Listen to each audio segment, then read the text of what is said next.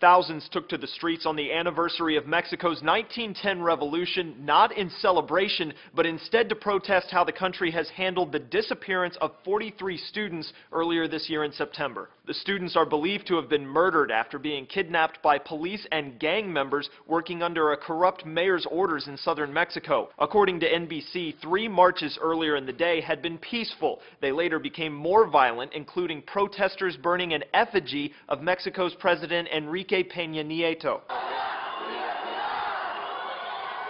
Many are noting these latest protests are not only about people losing patience on the case of the missing students, but also a sign that Mexicans are tired of government corruption.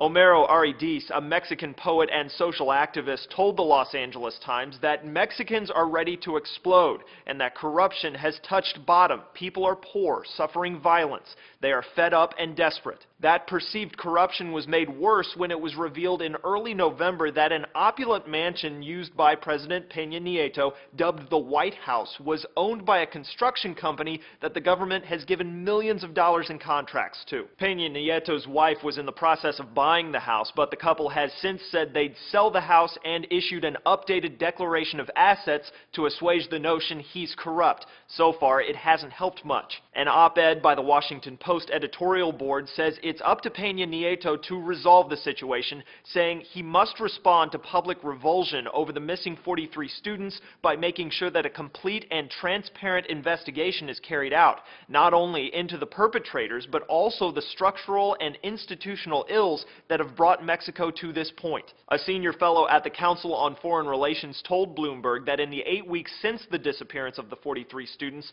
protests have been steadily increasing, putting more pressure on Peña Nieto for reform. For Newsy, I'm Cliff Judy.